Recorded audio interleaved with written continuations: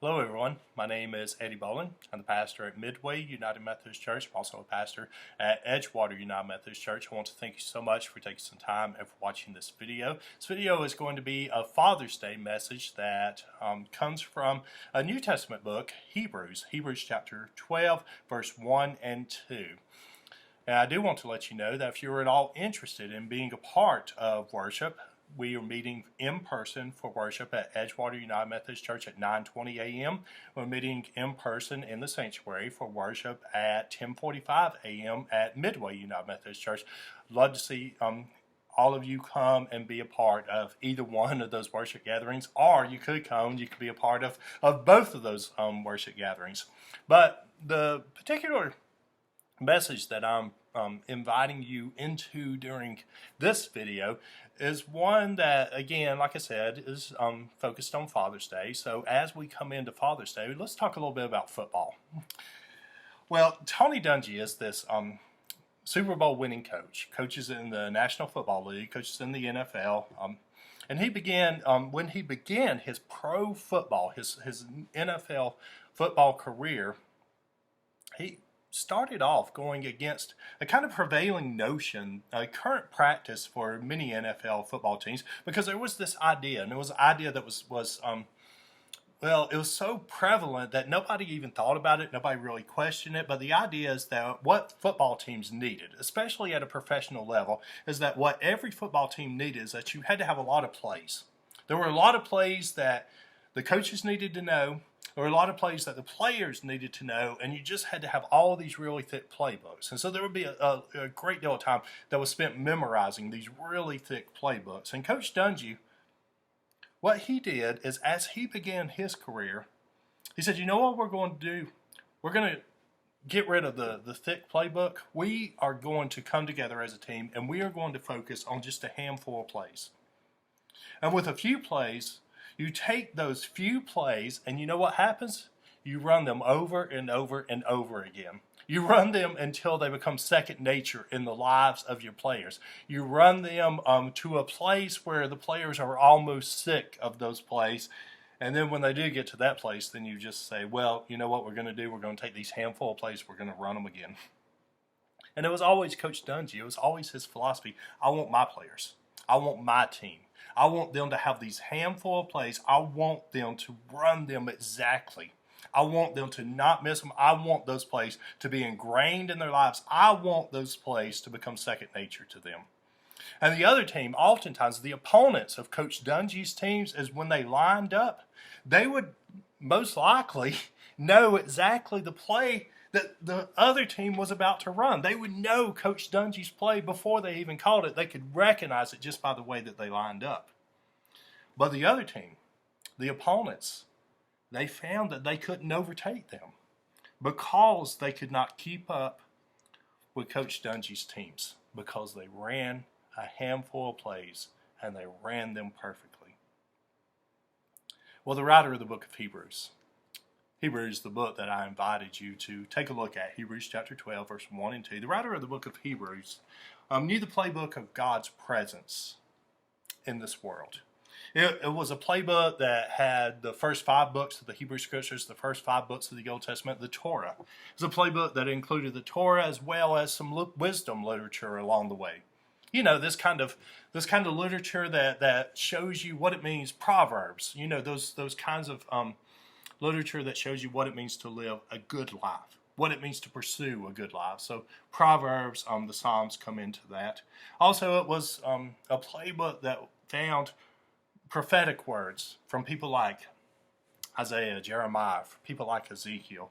And also there was the addition of the New Testament, particularly those gospel accounts, those good news accounts about the life of Jesus Christ that come from Matthew, Mark, Luke, and John, who had shown that God's Messiah had lived, had died, had been resurrected on this earth, and that had made a promise in Jesus that he would come back, that he would come again. And to know that Jesus is coming again, to know that Jesus is going to return to this earth, it can be inspiring, it can be comforting, but this only gets you so far. A few generations after the resurrection of Jesus, there was all kinds of speculation about when Jesus would return, when Jesus would come back to this earth. Speculation that continues to our day. I don't know if you've ever thought about it. I don't know if you've ever questioned, when is Jesus going to return to this earth? It's something that I hear often. But although we all know that no one knows for sure, Jesus even says this. Jesus says, the angels in heaven don't know the exact day and time of my return. Jesus said, I don't know the exact day and time of my return. Only the Father knows about that day and about that time. But still, faithful people, they still speculate and want to know. And faithful people came to the writer of Hebrews and said, tell us when.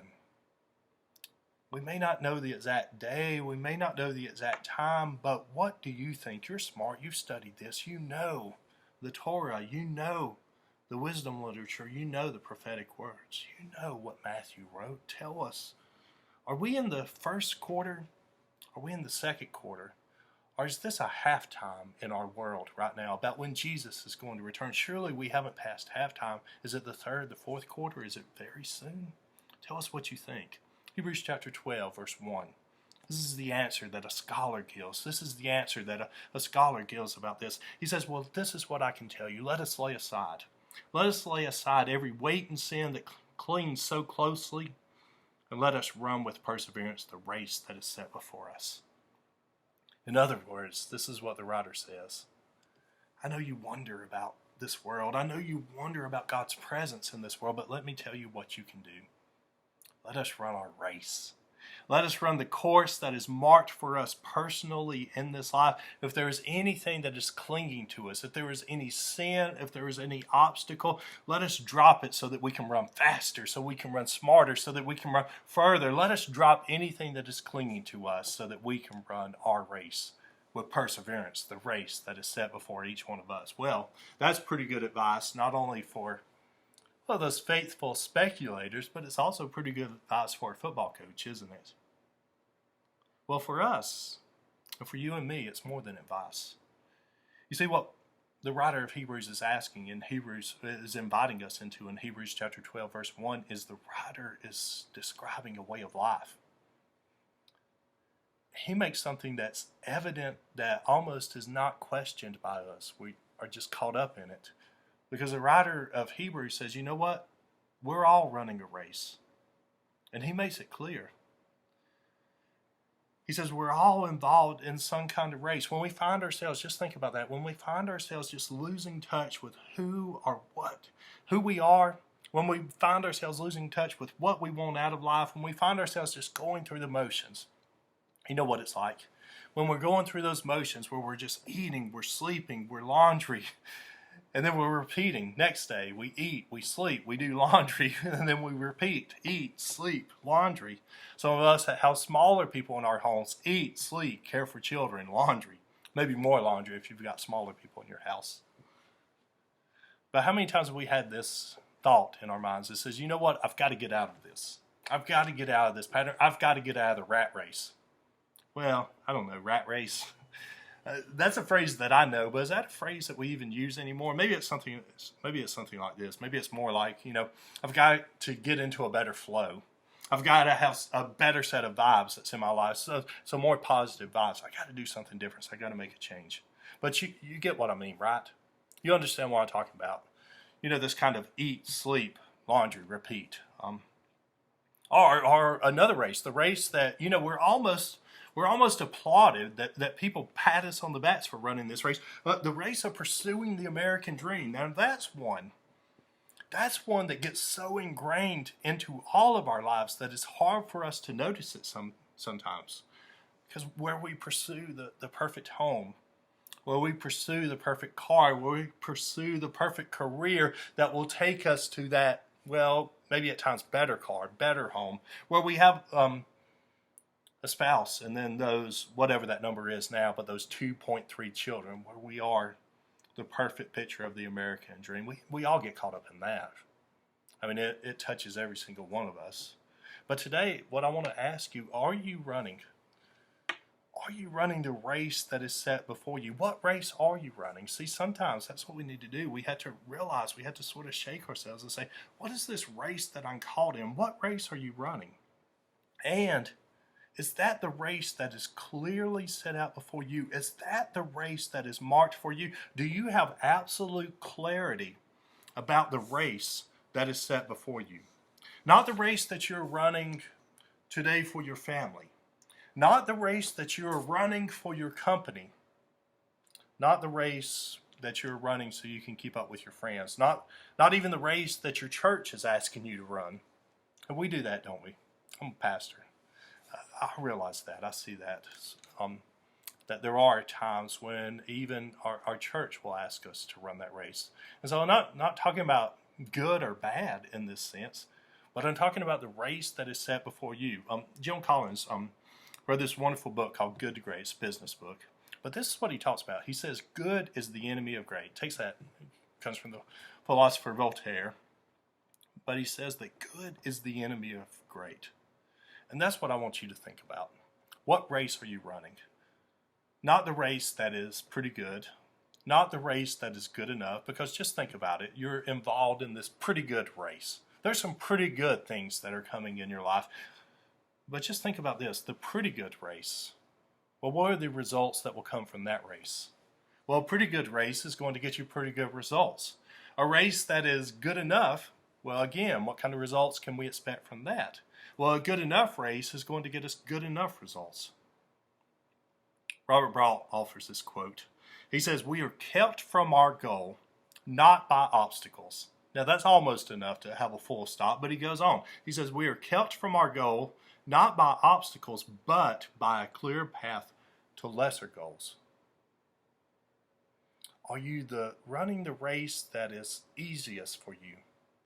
Are you running the race that just seems to be, well, the best that you can do right now? I mean, just ask yourself, are you running a mediocre race? And then ask yourself, do you want to win a mediocre race? Wouldn't you rather win the race that is set before you?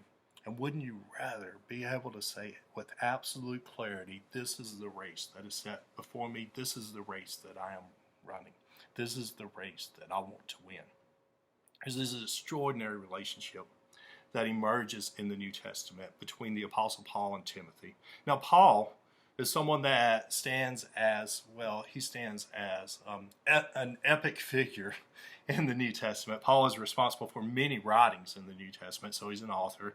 Much of the book of Acts focuses on Paul's life and his journey. It's almost told as an adventure story in the second half of the book of Acts. There are shipwrecks, there are imprisonments, there are wonderful times when Paul is saved. There's a snake bites where he is saved from a snake bite, where he is saved from a shipwreck. And Paul will also establish many churches that even 2,000 years later they continue to meet. But with Timothy, Paul shows Timothy how to live as a disciple of Jesus. Yeah, Timothy has come to this place where he recognizes that the race that is a part of his life, that the race that he is involved in, that it is going to be with Jesus Christ at the center of it. But he doesn't know what to do next. He doesn't know what it means to be a disciple of Jesus. And so what emerges is Paul showing him how to live as a disciple of Jesus. The letters of 1st and 2nd Timothy, in fact, offer a master class in mentoring and passing on the faith to a new generation, if you ever want to check that out. But for us, what is absolutely essential, what with absolute clarity we can point to, is one place in particular. That is 2 Timothy chapter 4, verse 7. I have fought the good fight. I have finished the race. I have kept the faith. And if we take that with what we have learned already from Hebrews chapter 12, verse 1 and 2, every race is going to have obstacles and sin that we are going to have to fight through. There's another football coach. Yeah, you thought I would abandon football, but this is a Father's Day message. Well, another football coach, Coach Nick Saban. Right now, Coach Nick Saban is football coach at Alabama, University of Alabama, and as I am recording this particular video, Coach Nick Saban, there is news right now about Coach Nick Saban and a renewed contract, so you can check that out if you want to. But this is one of the quotes that Nick Saban offers. He says, "Everyone wants to be a beast, but no one wants to work for it." You see, this is what we're talking about. We're talking about the work for it. This is the part that we're talking about. How do we gain absolute clarity about the race that is set before you? Well, Paul says to Timothy, as an old guy to a young guy, if your race ended today, this is what Paul says, old guy to young guy. If your race ended today, have you kept the faith? Now, that's pretty good. I mean, that's a pretty good advice to offer no matter where we find ourselves in life, even if we've not thought about the race. But if our lives ended today, have we kept the faith? Could we say this? St. Augustine would say this. He would pray often, not just say this, but there's a prayer that he would offer. But St. Augustine would pray this: Lord, make me chaste. You know what chaste is. You know, pure, innocent, self-denying. He would say, Lord, make me chaste, just not today. Imagine that prayer. Imagine praying that to God. Lord, make me chaste, but just not today. And in fact, not only that, but St. Augustine would offer, he would have a priest that would travel with him for the purpose of offering last rites in case St. Augustine got into trouble. And later in his confessions, after he had moved beyond this, after he had grown as a disciple of Jesus Christ, he would say this: our hearts are restless until they find their rest in thee. So St. Augustine, he came to a place where, well, he moved beyond that earlier prayer. If your race ended today, could you answer those questions? That have you run the race that is set before you? Have you kept the faith? Imagine the end of the race. Paul to Timothy, old guy to young guy. Lots of experience, just starting out. And then he asked him, have you run the race that is set before you? Have you kept the faith? Well, I can tell you in my own life personally that this has been life-changing for me when I've come to those moments, and oftentimes with other people who have invited me to pause and to ask that, have I run the race that is set before me? And to this point, have I kept the faith? Well, the most critical aspect of everything in this whole conversation that I'm inviting you to is to begin to think about this. How do we course correct? You know, one of the things about races is being able to know how we're able to make a difference, how we're able to make a change. How can we offer a course correction? You have a sense of running a race. Maybe you've got a little bit of clarity about the kind of race that you would like to run, but how do you make a change in the middle of a race? That's what a course correction is it's because we are, every single one of us. I mean, we start to think about that and say, you know what, I'm not happy with the race that I'm running, but there's just too much. There's too much depending on me. There's too much that is happening in my life right now that, you know, I can't make a drastic change. That's where a course correction can help. What is this? What is a course correction? Well, let me tell you this. Several years ago, I was in a church, and a couple of folks, we were just having a conversation. We prayed together, and so we were having a conversation.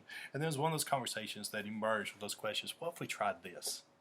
Now, you know what that's like. I mean, you know what it's like to somebody ask that question, what if?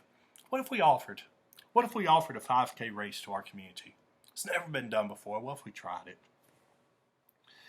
And then first thing is, well, you know, we're sitting, you know, if it's going to happen here, you know, we're sitting right underneath Interstate I-459. There's a major interstate that is right on top of us. I mean, it's a walk out 3 sides of the church. I mean, this is the first thing that you see is Interstate 459. Could we do it without anybody getting run over? That's the first question. That's a question that I ask, as well as a couple of others. Is it something we could safely do? And so we mount the course. We mounted the course and found out, yeah, we could safely offer this race without anybody getting run over. And you would not believe that from this what-if conversation and then that next step of mapping the race, you would not believe what took place next, because God blessed it. God blessed it in a rich way. Track Shack, one of the local running stores around town, they they said, yeah, we'll be on board with it. We'll post it on our website. We'll bring all the equipment that you need to have a great beginning and a great ending. I learned a great deal about what it means to offer a race, and so they timed it for us. And then came up with the results and posted the results and everything like that. Chick-fil-A was another place. They provided breakfast for us. Running clubs started posting it. Police department said, you know what, we're going to escort it. We're going to give you that. That's the part about nobody getting run over. It's a beautiful day. That was another thing. Beautiful morning. Water stations were filled with volunteers. There were signs that were made, homemade signs, as well as some printed signs that were there. Day of the race had a wonderful start, beautiful morning and everything like that. But suddenly, at this critical moment in the race, and the interesting thing about this race is that one of my leaders spotted it. One of my leaders spotted something right before it happens. At that very moment before it happened, and this leader was in a position where he spotted it right before it happened, but was in a position where he could do nothing to stop it. He was an experienced runner himself, so he was able to look and saw as the first runners came, there was a critical point. There was a critical place in that race. First runners, they pause, they hesitate, they do that kind of light shuffle, and then they decide. They take off. And what essentially happened is that at this critical juncture, at this critical point in the race, one group of people, one part of the race turns right, and another part of the race keeps going forward.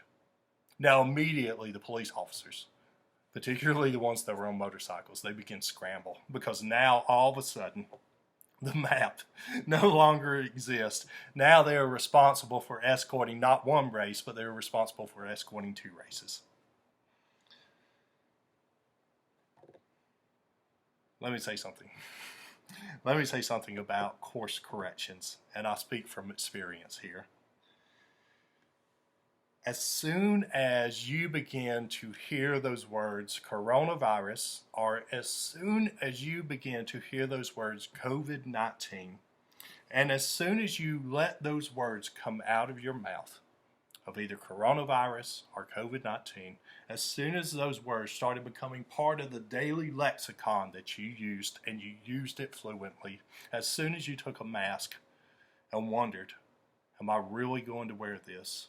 You were caught up in the middle of a worldwide course correction. And let me offer you some very good news. You survived. You made that course correction that, well, although there are so many residual effects of it, you made that course correction and you survived. And that's a place that I want to encourage you to pause and thank God that you have survived it, that you have made it in this place. There's still residual effects. There's still a long ways to go, but right now you have made it. You have experienced a course correction that was thrown upon you, that was thrust upon you. But here's some even better news. You can create your own course corrections. Not something that has to come from outside. Not something that has to come like a pandemic that is all of a sudden imposed on you, but you can create your own course correction, and I will give you a place in the Bible. Galatians chapter 5, verse 7, that is a New Testament letter that the Apostle Paul wrote, but Galatians chapter 5, verse 7 offers these words, "You are running so well. Who prevented you from obeying the truth?" This is how you course correct. This is how you course correct your life in mid-race. What truth is God revealing to you right now, today? And this is the place that no matter what I've offered so far in about 23 minutes of this video, this is the place that matters more than anything that I've said up to this place. What truth is God revealing to you right now, today? What's the one thing that during this time that you have been watching this video, what's the one thing that God has shown you? One truth that will change your course. I mean, some of you may feel like you're running a million different races. We have those experiences sometimes in our lives. And some of you are in the middle of races that you think that you've got to keep running for other people. And some of you have been running a race, and you have been running the same race for so long that you've forgotten why you were even running this race. And some of us, we like to look for new plays. We got to look for new schemes and strategies designed to get our lives back on track. And so we're looking for the next great race. But I want you to pause right here. I want you to pause and do something that Psalm 46 verse 10 instructs us all to do. This is wisdom literature from the Hebrew Scriptures. Be still and know that I am God. Take a breath and be still and know that God is with you in this moment. You don't have to be inside of a church. You don't have to have your Bible next to you. But this is a piece of wisdom that God is offering you right now in this moment. Be still and know that I am God. And what truth is God activating in your life right now? One truth that will enable you to run your race with perseverance. That's all it takes. Not anything else that I've offered, but one truth. Galatians chapter 5, verse 7, you were running so well.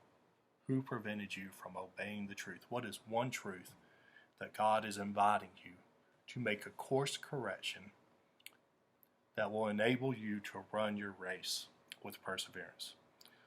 Well, I want to invite you that as you take some time, as you pause this video and as you come to an end of this video, take some time and invite God to come into your space. God's already with you. But invite God to move you in a direction so that you will have one truth that you are going to pursue. What is one truth that will enable you to run your race with perseverance? It's the gift that God wants to bring to you right now. Well, thank you again for watching, and may God bless you as you discover your one truth that God is revealing to you that will enable you to run your race with perseverance. May God's blessings be with you. Amen.